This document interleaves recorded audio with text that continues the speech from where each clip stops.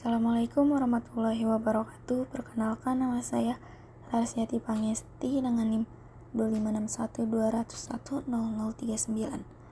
Di sini saya akan menjelaskan tentang bab 7 persediaan. Tujuan pembelajaran kali ini agar kita belajar cara mengendalikan dan melaporkan persediaan, memahami metode penilaian persediaan, dan bagaimana persediaan mengaruhi laba dan laporan keuangan perusahaan.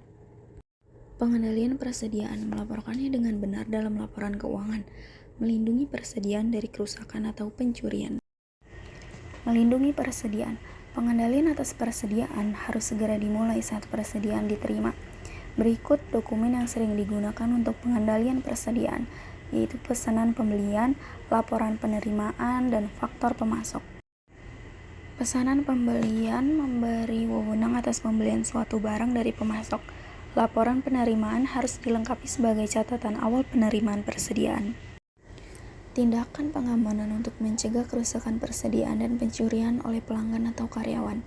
Sistem pengendalian persediaan dibagi menjadi dua macam, yaitu preventif dan detektif. Menyimpan persediaan di area dengan akses terbatas.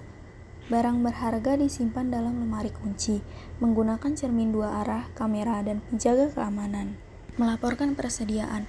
Penghitungan fisik persediaan atau jumlah persediaan harus dilakukan mendekati akhir tahun. Pastikan kuantitas persediaan yang dilaporkan dalam laporan keuangan itu akurat. Biaya perolehan persediaan dimasukkan ke dalam laporan keuangan menggunakan 1 dari 3 asumsi arus biaya persediaan. Asumsi arus biaya persediaan. Masalah akuntansi muncul saat barang yang identik diperoleh dengan biaya berbeda pada periode tertentu. Saat suatu barang dijual, perlu dilakukan penentuan biaya per unit dengan menggunakan asumsi arus biaya dan metode biaya persediaan terkait. Asumsi arus biaya. Arus biaya dimulai dengan urutan terjadinya biaya. Arus biaya merupakan rata-rata seluruh biaya. Metode biaya persediaan. Masuk pertama, keluar pertama, ataupun FIFO. Biaya rata-rata tertimbang. Ilustrasi. Asumsikan 3 unit identik dari barang X dibeli selama bulan Mei. Tanggal 10 pembelian 1 unit di harga 9.000, 18 Mei pembelian 1 unit di harga 13.000, 24 Mei pembelian 1 unit di harga 14.000. Totalnya 36.000, jadi harga rata-rata per unit itu 12.000 dari 36.000 dibagi 3 unit. Asumsikan 1 unit dijual senilai 20.000 pada 30 Mei. 10 Mei unit terjualnya 27.000, 18 Mei unit terjualnya 23.000, 24 Mei unit yang terjual 22.000. Metode biaya persediaan identifikasi spesifik. Unit yang terjual dikenali dengan pembelian tertentu. Persediaan akhir terdiri atas banyaknya unit yang tersisa dalam persediaan. Contoh, jika pada 18 Mei unit yang terjual sebagai berikut. Biaya yang dibebankan pada unit terjual 13.000, laba bruto 7.000, persediaan akhir 23.000. Diasumsikan unit yang terjual adalah unit yang pertama dibeli. Persediaan akhir berasal dari barang-barang yang dibeli paling akhir. Beban pokok penjualan dan persediaan akhir ditentukan dengan metode biaya rata-rata tertimbang.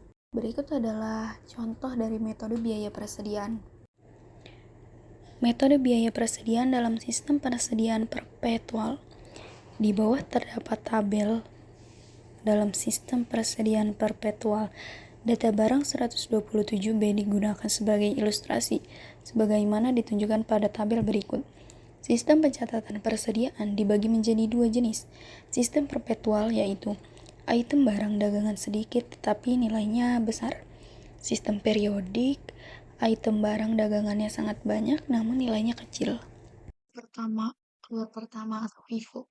Biaya dimasukkan dalam beban pokok penjualan dengan urutan yang sama saat biaya tersebut terjadi. Metode sering konsisten dengan arus fisik atau pergerakan barang. Metode FIFO memberikan hasil yang kurang lebih sama dengan hasil yang diperoleh dari metode identifikasi biaya spesifik.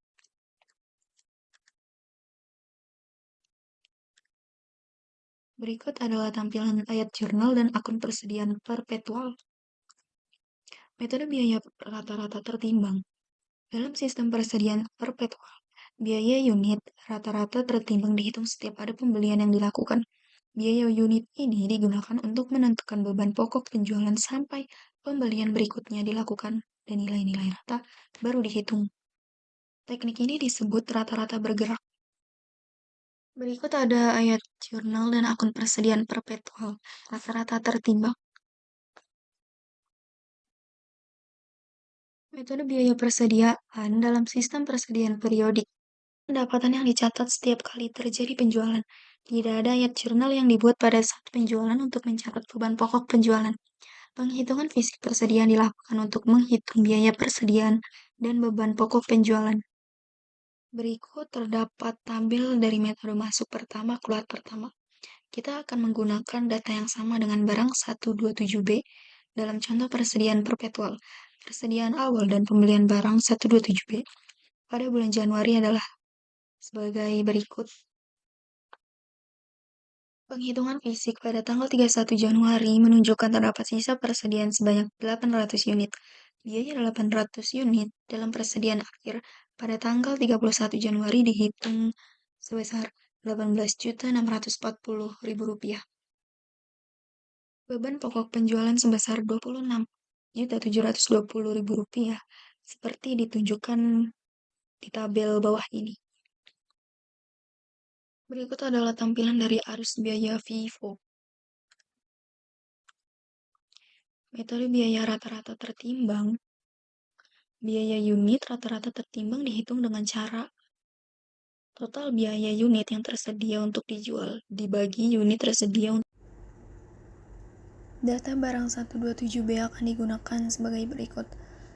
Biaya unit rata-rata tertimbang sama dengan total biaya unit tersedia untuk dijual dibagi unit tersedia untuk dijual sama dengan 21.510 per unit. Berikut adalah biaya pada persediaan akhir 31 Januari.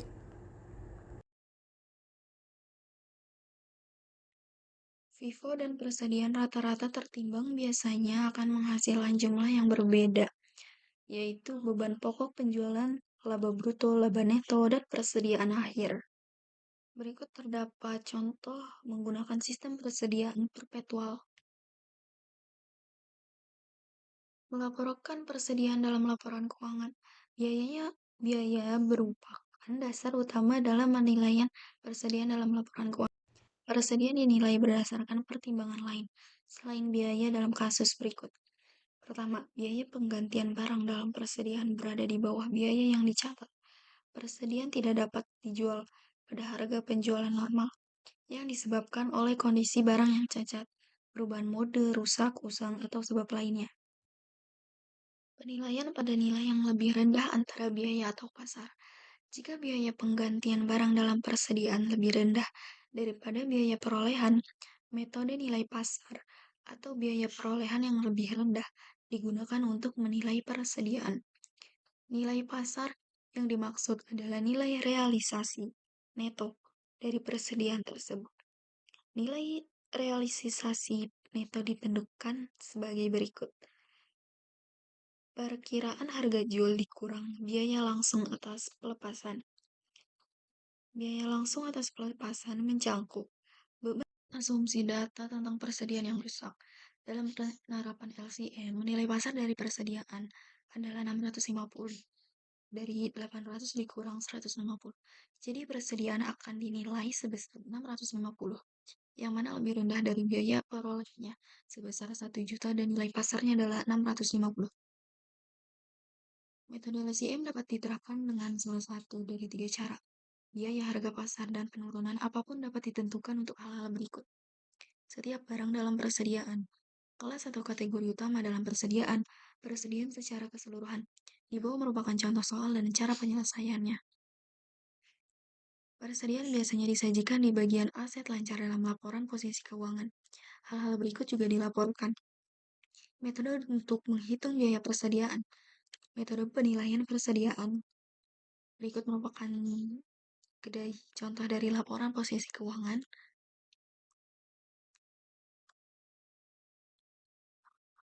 Berikut merupakan tampilan dari pengaruh kesalahan presiden untuk laporan laba rugi selama periode 2 tahun di Sinar Express.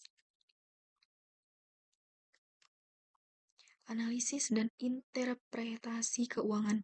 Persediaan harus tersimpan dengan cukup untuk memenuhi kebutuhan pelanggan agar mencegah terjadinya kehilangan penjualan.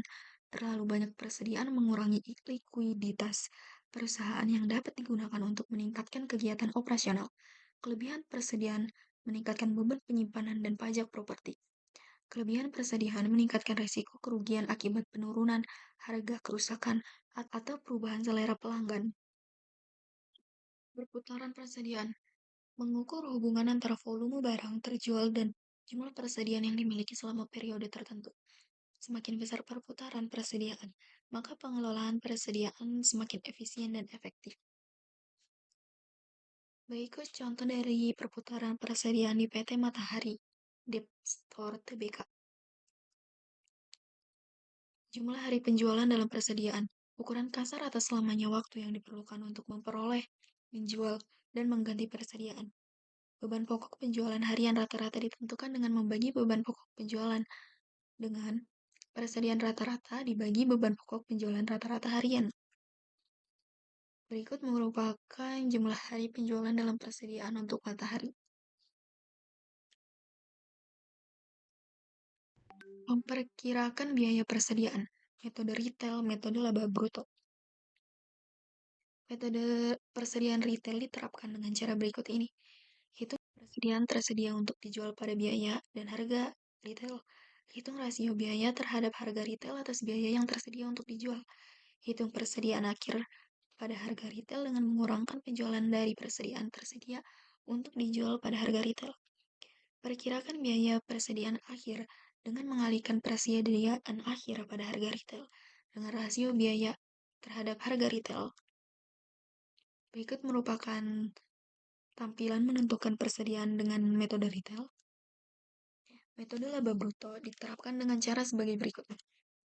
Hitung jumlah persediaan tersedia untuk dijual pada biaya. Hitung perkiraan laba bruto dengan mengalihkan penjualan dengan persentase laba bruto. Hitung perkiraan beban pokok penjualan dengan mengurangkan perkiraan laba bruto dari penjualan.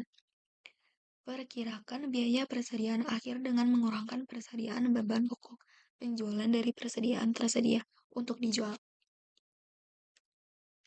Berikut merupakan tampilan persediaan dengan metode laba bruto. Sekian, terima kasih. Wassalamualaikum warahmatullahi wabarakatuh.